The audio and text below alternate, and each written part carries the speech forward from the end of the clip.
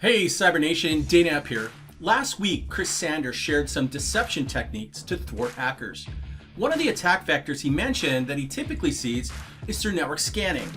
I had mentioned that I wrote a honeypot port scan detector years ago to watch for that kind of behavior, and I suggested I might share that with the community one of these days. Well, today's that day. Over the weekend, I moved all of that code into a public repo over on GitHub. If you head over to github.com/danaep/port scan honeypot, you can check out my Python code and use it for yourself.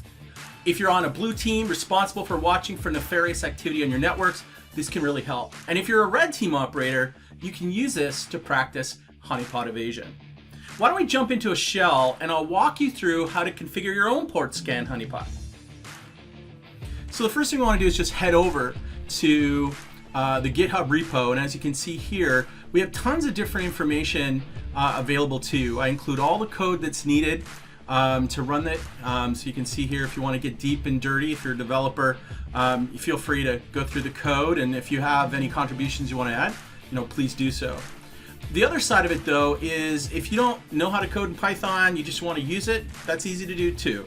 All we need to do is check this code out, install it, and then you can run your own port scan detector. Let me show you the easiest way to do that. So if we just open up a shell here, and we're just going to git clone, and we will need that directory. So you can see up here under code, here's what's the clone URL. So if we were to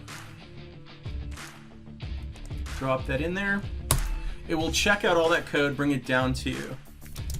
And then just head over into that directory, and then as root, simply do an install. There's a requirements file that will help you install any of the bits that you may need.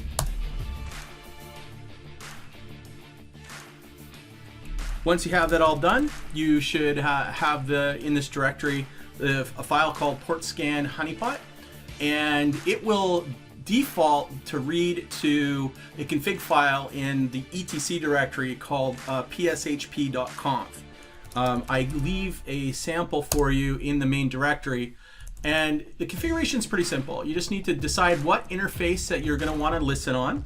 So we're going to use ETH0 here, and then you can decide what ports you want to be monitoring. Now, because this is going to be stealthily watching these ports don't have to exist, and I actually highly recommend that you don't have these ports in use on the machine that you're going to be running this on.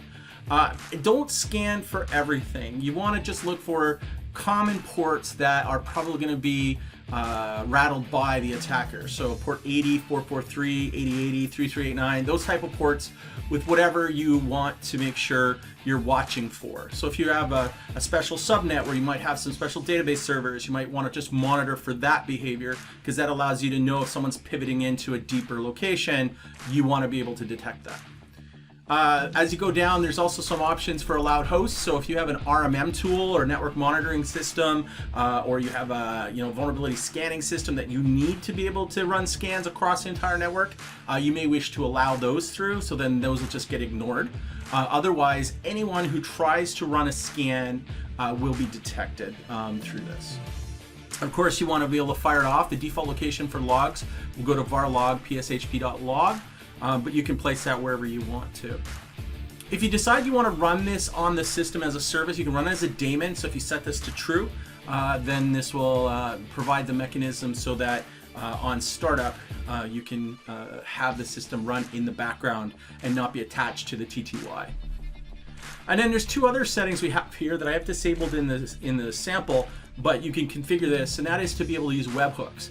So if you're using things like Microsoft Teams or Slack or Discord, or you have generic webhooks that are supported for things like Logic Apps or Zapier, you can actually configure that so that when we detect a port scan, we can fire off a message to whatever system you want. So it's quite useful to be able to be alerted on Teams as a scan is going on. And you can configure that however you see fit. With the generic hooks, it's really nice. You can run it through a Logic app, and that means you can have it send it off to a text message or send it by email, push it into your PSA to monitor, look for it from a ticketing perspective, do whatever makes the most sense for it.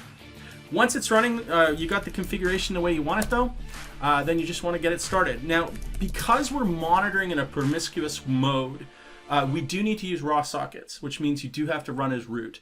If that's an issue for you, I highly recommend just running this in a container, but otherwise you should be good to go. And you just pass in the -C flag if you want to use the config file locally, or by default it'll read it out of the etc directory. And then you start her up. At this point now, we're just monitoring and listening for that port. So if I was to, let's say, run an nmap scan on another host,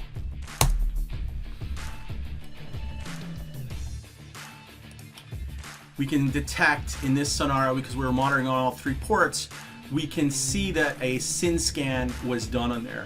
Now, what's really nice about what this honeypot does is it's not just looking for your normal nmap scans. It can do that, and that's what we're seeing here, but it's actually smart enough to be able to detect more stealthy scans. So if someone was trying to do a thin scan or an Xmas scan or any of those advanced scans where they're trying to be under the radar, we'll catch those too. So as an example, if I was to run a SYN scan here, or a fin scan, I mean,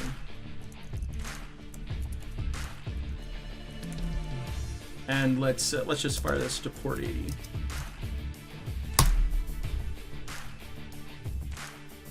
We're going to see the same behavior. So in a moment here, what we'll see as the scan runs is there is that fin scan.